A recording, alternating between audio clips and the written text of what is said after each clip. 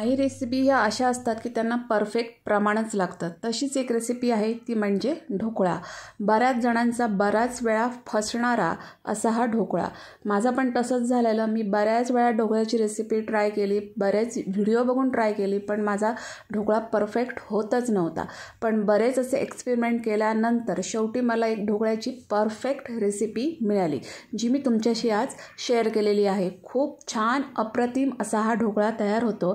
याच्यामध्ये आपण एक खास वस्तू घालणार आहोत, त्याच्यामुळे हा जो ढोकळा आहे तो मस्त असा फुललेला राहतो. अजिबात तो खाली चिमटत वगैरे अजिबात नाही. तर मस्त असा हा ढोकळा तयार झालेला आहे. घरी उपलब्ध असलेल्या साहित्यामध्ये आपण हा ढोकळा करणार आहोत. ढोकळ्याचं साहित्य जवळजवळ सगळ्यांच्या घरी असतं. फक्त त्याचं जर थोडं मेजरमेंट साहित्याचं घ्यायचं चुकलं किंवा करण्याची प्रोसेस थोडी जरी चुकली तरी आपला ढोकळा हा फसतो. त्यामुळे आजच्या व्हिडिओमध्ये मी तुम्हाला परफेक्ट असा हा छान स्पॉन्जी ढोकळा कसा बनवायचा ते सांगितलेला आहे. त्यामुळे व्हिडिओ संपूर्ण बघा. नमस्कार, मी अदितीच बुक ऑफ रेसिपीजमध्ये पुन्हा एकदा तुमचं खूप खूप स्वागत करते. तुम्ही जर माझं चॅनल पहिल्यांदा बघत असाल तर नक्की सबस्क्राईब करा. चला तर आता रेसिपीकडे वळूया.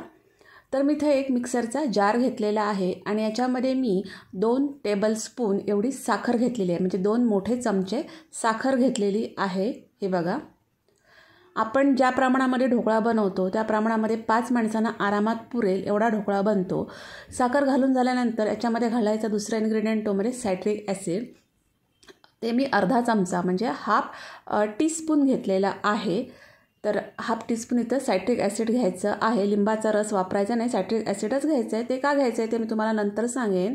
आणि तेवढंच हाफ टीस्पून आपल्याला मीठ घ्यायचं आहे. त्याच्यानंतर हा स्पेशल इन्ग्रेडियंट मी म्हटलं आहे तो म्हणजे 1 टेबलस्पून इथं आपल्याला कॉर्नफ्लॉवर घालायचं आहे. कॉर्नफ्लॉवर घातल्यामुळे ढोकळा जो आहे तो आपला अजिबात बसत नाही आणि मस्त स्पॉन्जी तयार होतो.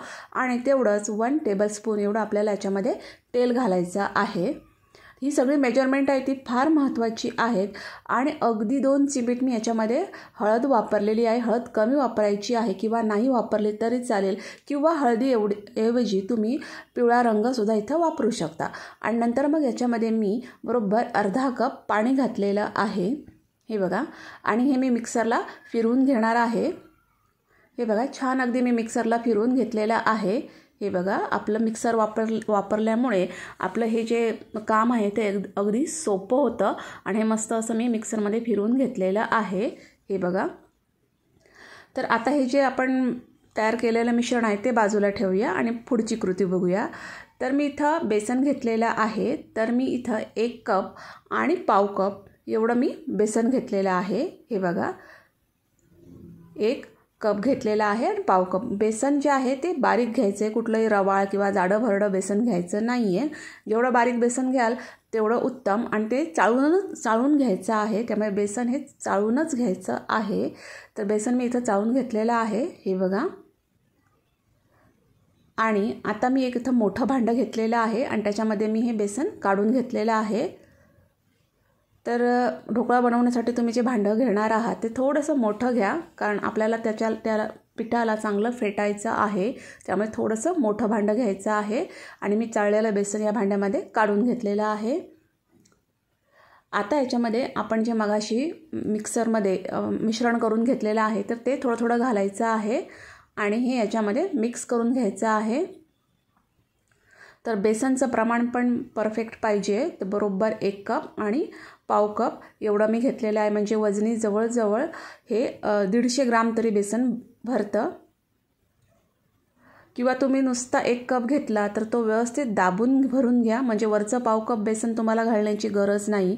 नुसता हलका जर भरला असेल तर तुम्हाला 1 कप आणि वरती पाव कप बेसन घ्यावं लागेल. आणि हे जे मिक्सरमधलं सगळं मिश्रण आहे ते सगळं मिश्रण मी या बेसन पिठामध्ये घातलेलं आहे आणि हे मिक्स करून घेतलेलं आहे. हे बघा, मिश्रण अजूनही जाड आहे, आपल्याला अजून थोडं पातळ मिश्रण करायचं आहे, म्हणून मी याच्यामध्ये थोडं पाणी घालणार आहे.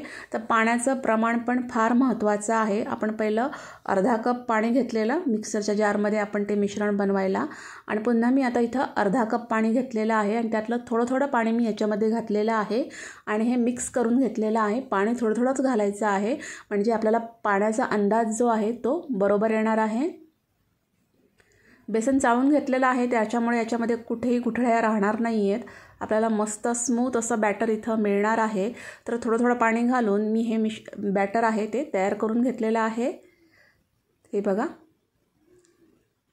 तर पाण्याचं प्रमाण पण इथं फार महत्त्वाचं आहे. जास्त पातळही नको आणि जास्त घट्टही नको, तरच आपला ढोकळा जो आहे तो परफेक्ट होणार आहे. तर अर्ध्या कपापैकी फक्त हे 2 चमचे एवढं पाणी माझं उरलेलं आहे, बाकी सगळं पाणी मी इथं वापरलेलं आहे. आणि मस्त असं हे बॅटर मी आता तयार करून घेतलेलं आहे. कुठेही गुठळी वगैरे या बॅटरमध्ये राहिलेली नाही आहे. हे बघा, एकदम छान अगदी हे मिक्स करून घ्यायचं आणि नंतर मग हे कमीत कमी 5 ते 6 मिनटं आपल्याला हे छान अगदी फेटून घ्यायचं आहे. तर ही पण प्रोसिजर या ढोकळ्याच्या रेसिपीसाठी फार महत्त्वाची आहे. हे बघा, त्याच्यामुळे जे बॅटर आहे ते आपलं हलकं होतं. तर मस्त अगदी 5 ते 7 मिनटं छान अगदी हे फेटून घ्यायचं आहे. तुम्ही जेवढं चांगलं फेटाल तेवढा तुमचा ढोकळा जो आहे तो खूप छान तयार होईल. आणि बॅटरची कन्सिस्टन्सी बघू शकता, इतपत पातळ आपल्याला हे बॅटर पाहिजे आहे, ना खूप जास्त घट्ट ना खूप जास्त पातळ. तर हे बघा, एवढी कन्सिस्टन्सी बरोबर आहे, म्हणजे पाण्याचं प्रमाण आपलं परफेक्ट आहे. म्हणजे पहिलं मी अर्धा कप पाणी घेतलेलं आणि नंतर मग अर्धा कपपेक्षाही थोडं पाणी माझं उरलं, एवढं मी पाणी इथं वापरलेलं आहे. म्हणजे जेवढं तुमचं बेसन असेल साधारणतः त्याच्या निम्मे तुम्हाला पाणी घ्यायचं आहे, हा अंदाज आहे. तर एक भांडं घेतलेलं आहे आपण ज्याच्यामध्ये ढोकळा तयार करणार आहोत, तर त्याच्यामध्ये थोडंसं तेल घातलेलं आहे. तर तुमचं जेवढं बॅटर असेल त्याच्यापेक्षा थोडंसं उंच असं तुम्ही भांडं घ्या, म्हणजे ढोकळा छान फुलतो. हे बघा, आणि त्याला सगळीकडे मी तेल छान अगदी लावून घेतलेलं आहे, म्हणजे आपला ढोकळा जो आहे तो आपल्याला अगदी इझिली याच्यातनं बाहेर काढता येतो. मस्तपैकी छान अगदी डिमोल्ड होतो. तर तेलाने मस्तपैकी हे जे भांडं आहे ते मी व्यवस्थित ग्रीस करून घेतलेलं आहे. हे बघा, आणि दुसरीकडे मी पाणी उकळवत ठेवलेलं आहे. तर एक मोठं भांडं घेऊन त्याच्यामध्ये एक जाळी ठेवून मी पाणी उकळवत ठेवलेलं आहे. तर बॅटरला मी इथं 10 मिनटं रेस्ट दिलेली आहे. हे पण फार महत्त्वाची स्टेप आहे, बॅटरला थोडी रेस्ट द्यायची. आणि नंतर मग याच्यामध्ये आपल्याला बेकिंग सोडा घालायचा आहे. हे बघा, खाण्याचा सोडा. तर कुठलाही जुना वगैरे सोडा वापरायचा नाही आहे, चांगला ब्रँडचा आणि फ्रेश असा हा सोडा वापरायचा आहे. तर सोड्याचं प्रमाण किती आहे, तर बरोबर एवढ्या प्रमाणासाठी आपल्याला हा 1/2 टीस्पून एवढाच सोडा घालायचा आहे, खाण्याचा सोडा. हे बघा, खाण्याचा सोडा, सायट्रिक ॲसिड, मीठ यांचं प्रमाण हे एकच आहे, म्हणजे 1/2 टीस्पून. तर याच्यामध्ये मी हे 1/2 टीस्पून एवढा हा सोडा घातलेला आहे आणि नंतर त्याच्यावर अगदी थोडंसं पाणी घातलेलं आहे, म्हणजे सोडा जो आहे तो या बॅटरमध्ये मस्त मिक्स होतो आणि मस्त एकदम हलकं आणि फ्लपी आपलं बॅटर तयार होतं. तर सोडा घातल्यानंतर लगेच हे फेटून घ्यायचं आहे आणि अगदी 3-4 मिनटं छान अगदी फेटून घ्यायचं आहे. सोडा घातल्यानंतर तुम्ही बघू शकता मस्त असं जे बॅटर जे आहे ते आपलं मस्त एकदम फुललेलं आहे. तर आपण इथं सायट्रिक ॲसिड वापरतो. सायट्रिक ॲसिड आणि सोडा जेव्हा एकत्र होतो तेव्हाच आपलं बॅटर हे मस्त फुलतं, म्हणून इथं सायट्रिक ॲसिडच वापरायचं आहे. अगदीच तुमच्याकडे जर सोडा वगैरे नसेल तर तुम्ही इथं इनोचं 1 पॅकेट वापरलं तरी चालेल, पण परफेक्ट रेसिपी ही सोड्यानेच तयार होते. बघू शकता तुम्ही, मस्त एकदम मस्त बॅटर फुललेलं आहे. एकदम 2 ते 3 मिनटं छान अगदी फेटून घ्यायचं. हे बघा, परफेक्ट. आणि मगाशी आपण जो ट्रे तयार करून घेतला आहे तर त्याच्यामध्ये हे बॅटर घालून घ्यायचं आहे. हे बघा, बऱ्याच जणांची ही ढोकळा म्हटल्यानंतर फसणारी रेसिपी आहे. मी पण बऱ्याच वेळा ट्राय केला, माझा बऱ्याच वेळा काही ना काहीतरी त्या ढोकळ्याच्या रेसिपीमध्ये चूक व्हायची आणि शेवटी खूप प्रयत्न केल्यानंतर मला ही रेसिपी सापडलेली आहे जी परफेक्ट झालेली आहे. मी बऱ्याच वेळा मग याच प्रमाणामध्ये आणि याच पद्धतीने मी ढोकळा तयार केला, माझा कधीही नंतर ढोकळा फसला नाही. तर परफेक्ट असा छान असा हा ढोकळा इथं तयार होणार आहे. तर सगळं बॅटर मी ह्या ट्रेमध्ये घालून घेतलेलं आहे आणि मी मगाशीच सांगितल्याप्रमाणे हे बघा, हे भांडं जे आहे ते तयार करून ठेवलेलं आहे. ही प्रोसिजर पण आपल्याला अगोदरच करून ठेवायची आहे. कुठल्याही थंड भांड्यामध्ये किंवा पाणी अजून गरम न झालेल्या भांड्यामध्ये आपल्याला हा स्टीम करायला ठेवायचा नाही आहे. तर असं हे मोठं भांडं घ्यायचं, त्याच्यामध्ये पाणी अगोदरच उकळवून त्याच्यामध्ये जाळी ठेवून ही प्रोसिजर अगोदरच करून ठेवायची आणि नंतर मग ढोकळा पेटून झाल्यानंतर लगेच त्याच्यामध्ये वाफवायला ठेवायचा आहे. तर इथे एक तडका मी आता करून घेणार आहे. तर 1 चमचा तेल गरम करून घेतलेलं आहे, त्याच्यामध्ये अर्धा चमचा मोहरी घातलेली आहे. तर ढोकळ्यावर आपल्याला मस्त असं तडक्याचं पाणी द्यायचं आहे. अर्धा चमचा जिरं घातलेलं आहे, मोहरी फुलल्यानंतर जिरं घालायचं आहे आणि नंतर थोडा कढीपत्ता घातलेला आहे. हिरव्या मिरच्या घातलेल्या आहेत, लाल मिरची हिरवी मिरची असं मी दोन्ही कलरचं कॉम्बिनेशन वापरलेलं आहे. तडका छान परतवून घ्यायचा.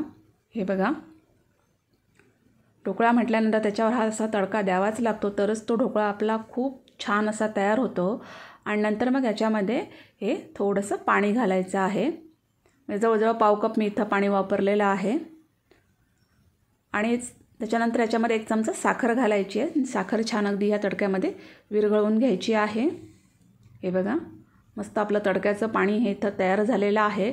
तर ढोकळा किती स्टीम करायचा ते पण महत्त्वाचं आहे. तर मीडियम गॅस फ्लेमवर जवळजवळ 20 मिनटं मी हा ढोकळा स्टीम केलेला आहे. हे बघा, बरोबर 20 मिनटं मी हा ढोकळा व्यवस्थित असा स्टीम करून घेतलेला आहे. खूप ओव्हर स्टीम पण नाही करायचा आहे ढोकळा, नाहीतर ढोकळा व्यवस्थित होत नाही.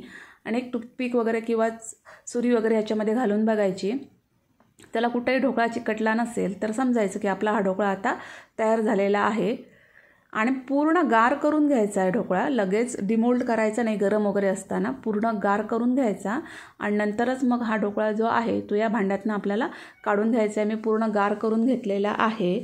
तर स्टीम करणं हे पण फार महत्त्वाचं आहे. तर स्टीम करताना तुम्ही गॅसची फ्लेम ही मिडियमच ठेवायची आहे. मिडियम टू स्लो ठेवली तरी चालेल आणि अगदी 20 ते 30 मिनटापर्यंत तरी हा ढोकळा आपल्याला मस्त असा स्टीम करून घ्यायचा आहे. तुम्ही बघू शकता किती सुंदर असा ढोकळा तयार झालेला आहे. परफेक्ट, मस्त पूर्ण असा छान असा ढोकळा तयार झालेला आहे. मी आता तो कट करून घेतलेला आहे. हे बघा, खूप सुंदर ढोकळा तयार झाला आणि चवीला पण अप्रतिम. मगाशी तयार केलेलं तडक्याचं पाणी मी याच्यावर आता घालून घेतलेलं आहे. हे बघा, त्याच्यावर थोडीशी तुम्ही हिरवी कोथिंबीर आणि ओलं खोबरं पण याच्यावर गार्निशिंगसाठी वापरू शकता.